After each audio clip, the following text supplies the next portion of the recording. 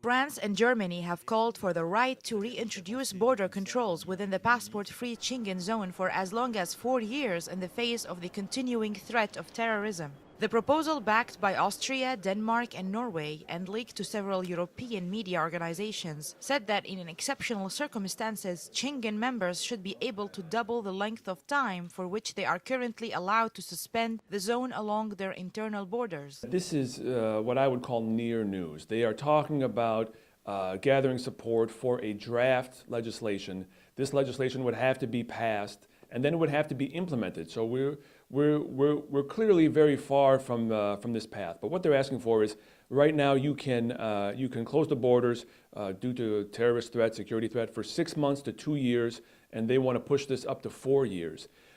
It certainly is rather surprising. It is just like something that, Marine Le Pen might do, and it certainly doesn't seem to be in keeping with Macron's claim to be open and to be globalist and, all these things of this very sort of,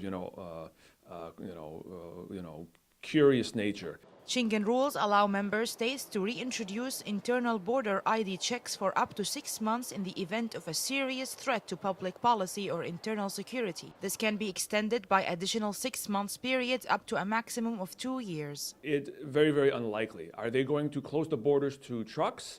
That's going to shut down the economy. That's going to cost people jobs. That's going to cost everybody money.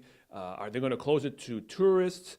It seems, it certainly is a very, very curious time right now, to propose this, because the Eurozone as a whole is suffering from, such long-term and endemic low economic growth. And this would certainly, stifle that even further.